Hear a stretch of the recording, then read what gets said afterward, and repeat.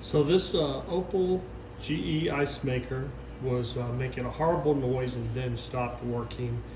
I was trying to figure out what happened, pulled it apart, and I fixed it. Now, I'm going to show you what it's like after it's put back together and fixed. And then at the end of the video, I have it pulled apart because I wanted to give it time to make sure I did make it working, and it's working fine, and I'll explain everything that's going on with it. So what's happening is inside here there's an auger that got a whole bunch of crud in it, and I'll explain how to keep the crud from showing up and what I've done so far, and to keep that from happening, and how to get to the auger and to clean it up. And in my case, it got so bad that it destroyed the drive gear. And the drive gear is down in here. It's this bottom part, right down here, that's attached to this fan and motor. This motor drives the drive gear, and that is down in there. Now, the auger is attached right here to the drive gear, and you have to take out these bolts, these black bolts around, and then this whole thing lifts out. Now to get there, you take off these skins right here, pretty easy, just these bolts at the top, and then it just move those out, spread them out. You don't have to take them completely off, just get them out of the way. I bent them out.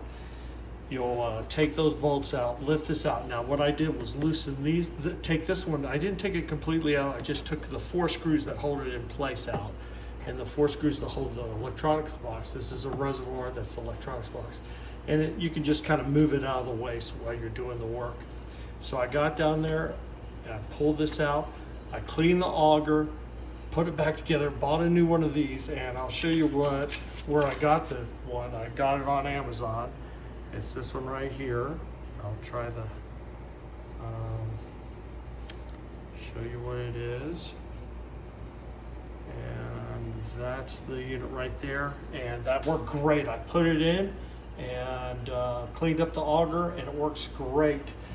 Some things that I saw on videos that you should not do. Don't put any oil down in the auger. That's just going into your fluid. Now, what's happening is, when you, this is what I'm doing, and it seems to be working and keeping stuff from building up. I'm using a Brita filter to filter the water, because our water is very hard here. That's one thing. The second thing is, every week I just drain it and refill it. That's all, just so that it gets it's kind of flushing out the system once a week. When it asks for a clean, you have to do this. When you turn the system off, what I found is the auger, this unit right here, gets frozen, and the ice in there is frozen. It takes about 2 hours for the ice to completely melt. So if you just drain right after you turn it off, you don't do anything inside this auger. It doesn't get in there, the bleach doesn't get in there, and the vinegar doesn't get in there. That descales. So this is what I do. I turn it off, wait 2 hours, then I drain it. Drain the 2 tubes. Then I put it back together.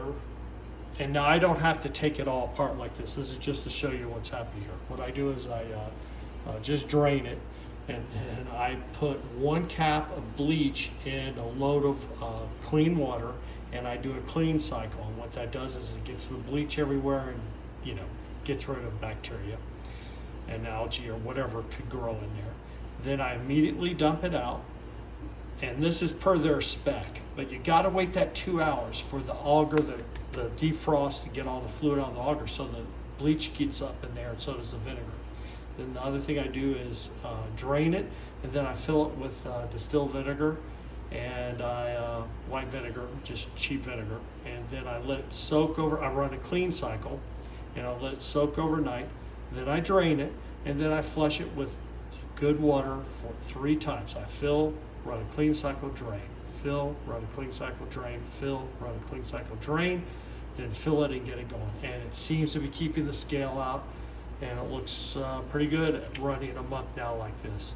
So, and no noise, it got rid of the squeaking. So right now you're gonna see the video of the auger pulled out and how I bent it and got it in there.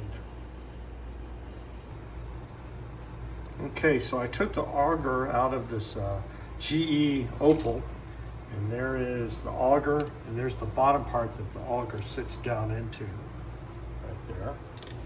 And this is what it looks like. I carefully bent the cooling pipes up so I could get into the auger and take it off at the bottom. And this auger fits up in here, and that bottom part goes on right there, and it screws back down in there. So when you're taking it off, you got to take out those 3 10mm screws, and then the screws that go in this part right here, I think they're like 8mm or 7.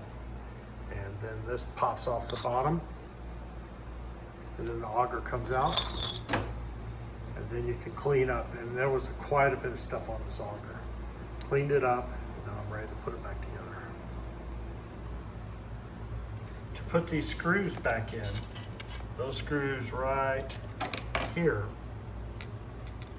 those 3, I had to take this base plate off, so I had to use 5mm Allen, get down there and take the 4 screws out, lift it up because it's not threaded base, it's just a nut. So, and that came together and put together. Put it on, now I'm going to test it.